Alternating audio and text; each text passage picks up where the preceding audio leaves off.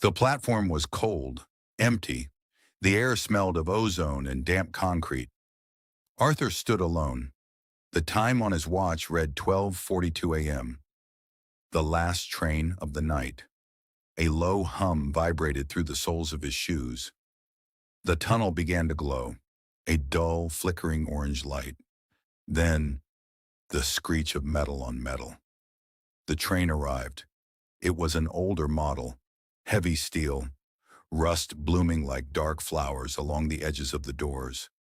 There was no conductor, no driver, just a machine, driven by a computer in a room miles away. The doors slid open with a heavy, wet hiss. Arthur stepped inside. The interior was bright. Too bright. The fluorescent lights hummed a high, piercing note. The plastic seats were a sickly shade of blue. Arthur sat down. The doors stayed open for a long time. Too long. He looked back at the platform. The shadows there seemed to be stretching, reaching for the train. Finally, the doors slammed shut. The sound was like a gunshot in a cathedral. The train lurched forward. Arthur leaned his head against the cold window. The darkness of the tunnel rushed by. He closed his eyes. Just 20 minutes, he thought. 20 minutes until home. But the train was moving fast, faster than usual. The wind outside the car began to howl, a high-pitched whistle through the cracks in the seals. Arthur looked up at the digital sign. The red LED letters usually showed the name of the next station: Grand Central, Union Square, Canal Street. But the sign was flickering. Static danced across the red dots. Then, the text settled.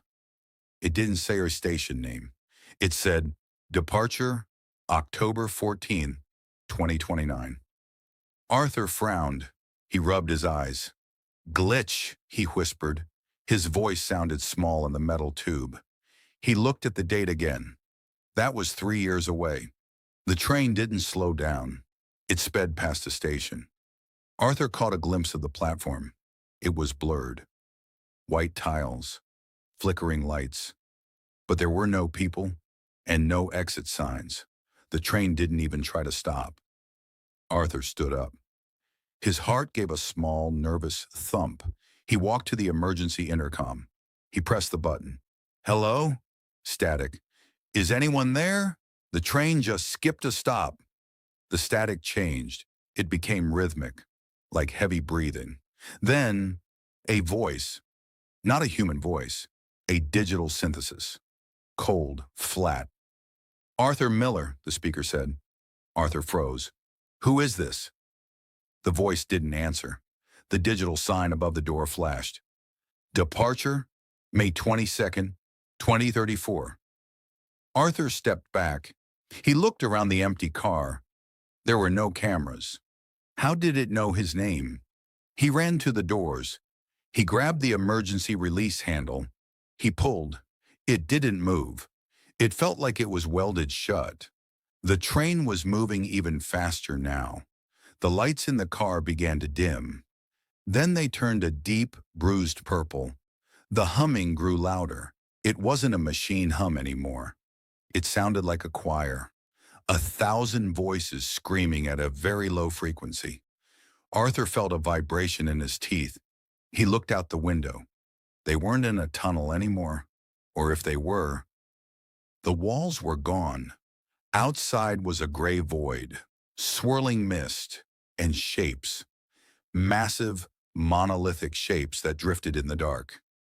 He checked his phone. No signal. The time on his phone was spinning. The numbers were moving so fast they were a blur. He looked back at the sign. Departure, August 9th, 2041. Arthur felt a cold sweat break across his neck. He would be 60 years old. Why departure? What was departing? He began to bang on the glass. "Let me out!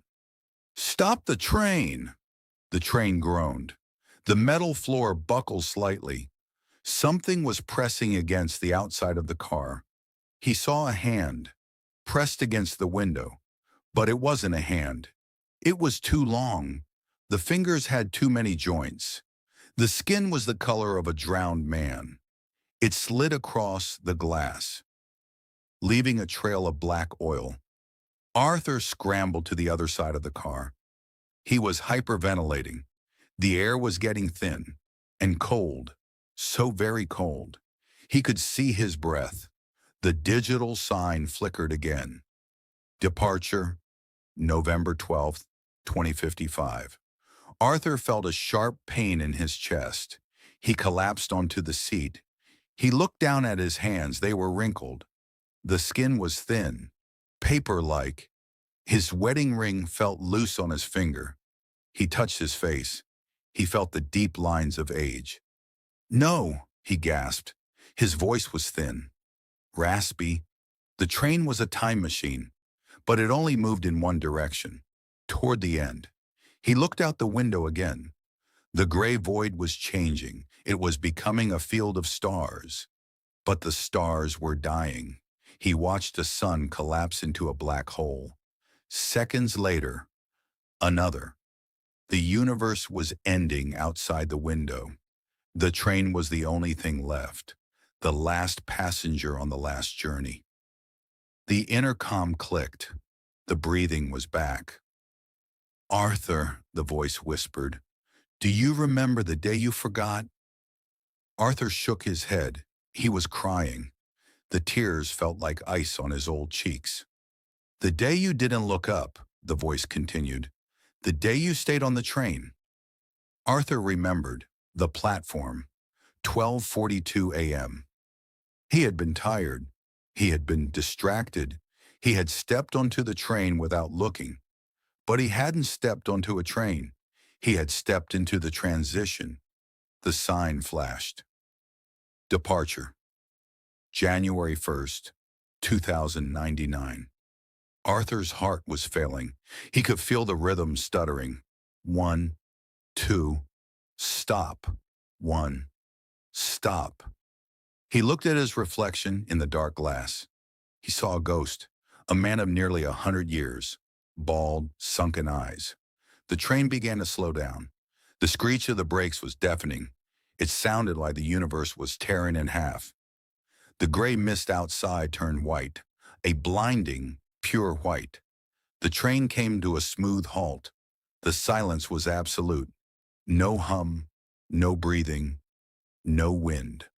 Arthur stood up. His bones ached. His knees popped. He walked to the door. He didn't have to pull the handle. The doors slid open, slowly, gracefully. Outside was a platform, but it wasn't made of concrete. It was made of light. And there was a figure waiting for him. It was wearing a conductor's uniform. But where the face should be, there was only a clock. The hands were spinning backward. Arthur looked at the digital sign inside the car one last time. It didn't show a date anymore. It showed a single word. Terminus. Arthur looked down at his hands. They were young again. The wrinkles were gone. His wedding ring fit perfectly. The conductor held out a hand.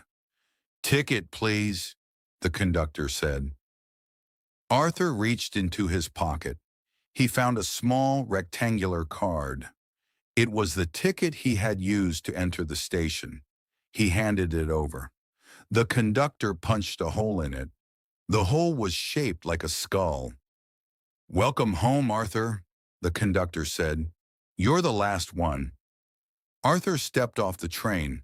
As soon as his foot touched the light, the train vanished. The station vanished. The conductor vanished. There was only Arthur, standing in the center of a great dark ocean. He looked down. He wasn't sinking. He began to walk, because there was nothing else to do. And far off in the distance, he heard the sound of a train whistle, faint, lonely, calling him back to a place that no longer existed. Arthur kept walking, into the dark, into the mystery, into the end. The red LED sign floated in the air before him. One last message.